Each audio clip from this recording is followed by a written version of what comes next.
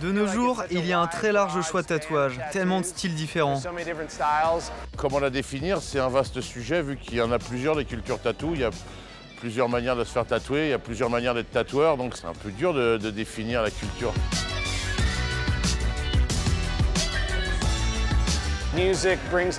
La musique influence beaucoup l'art du tatouage, comme les arts appliqués, la photographie. Ça met en lumière tout ce qui fait partie de la culture underground. Avant, les tatoueurs, c'était des rockers. Aujourd'hui, c'est des dessinateurs, des graphistes, des peintres. Voilà, on vient au tatouage un peu moins par la rue et un peu plus par le domaine artistique. C'est naturel pour eux de se marquer pour revendiquer ce qui les intéresse, et le tatouage, c'est le meilleur moyen de le faire.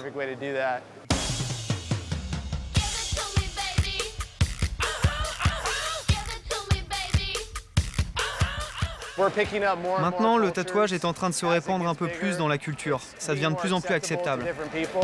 On peut même dire que le tatouage est aujourd'hui complètement établi dans notre société.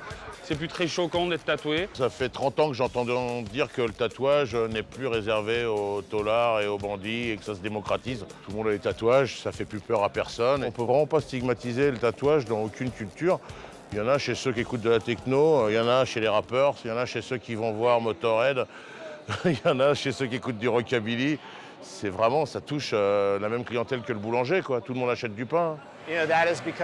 C'est vraiment en train de se généraliser. Du coup, ça change aussi la culture, même dans le milieu du tatouage. Chaque culture a ses propres designs, du coup, il en existe de plus en plus. Et nous devons nous adapter à notre temps.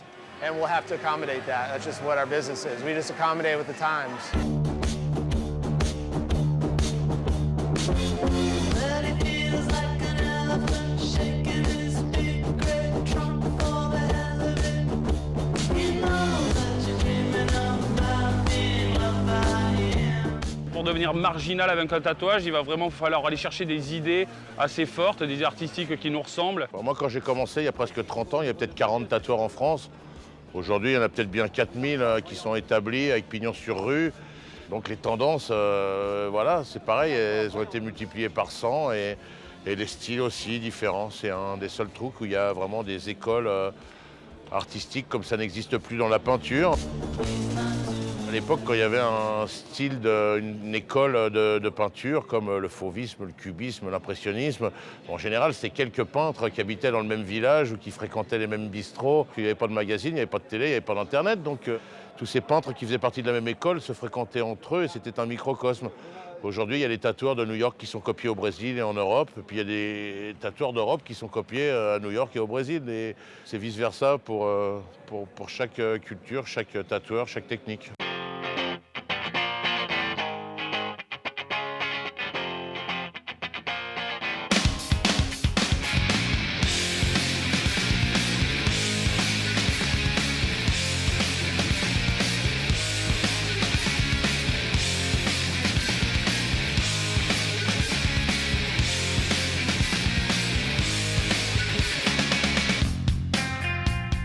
Il y a 1 milliard de raisons de se faire tatouer. Ne viens pas chercher une chose. On peut se faire tatouer par amour, on peut se faire tatouer parce qu'on a perdu quelqu'un, par souci d'esthétique.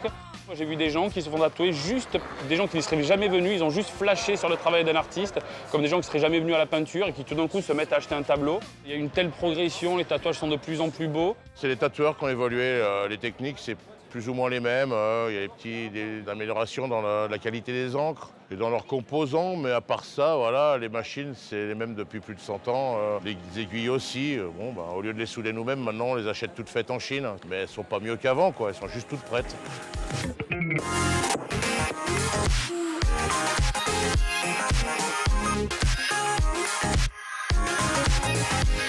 C'est vrai qu'un tatouage sur le visage, bon, on les pratique rarement nous dans les studios, à part certains de nos collègues, c'est carrément un coup de ciseau dans votre vie sociale. Votre visage fait tellement partie entière de votre identité. Les tatouages sur les mains, c'est quelque chose d'assez choquant. Les gens aiment pouvoir montrer leurs tatouages et aiment aussi avoir la possibilité de les cacher, ne pas être emprisonnés. On met un t-shirt, on met un bermuda, tout ce qui ne dépasse pas, ça va être les parties les plus tatouées. Les figures incontournables du tatouage, il y en a tellement aujourd'hui. Moi, je peux parler de celles de mon époque, comme des Philippe Leu, des Paul Bousse. Des gens qui sont de véritables idoles pour moi, comme Philippe Leu, qui est un légendaire tatoueur qui a été cité, surcité, qui est un tatoueur qui nous vient de Suisse. Des Jack Rudy, des Guy Hutchinson. On a Mike Davis, qui est quelqu'un qui nous vient de San Francisco, c'est un peintre incroyable déjà. Ils sont tous là au Mondial du tatouage, il y en a déjà 280 là aujourd'hui. Et c'est qu'il y a 280 pointures qui sont des leaders dans leur style et dans leur technique.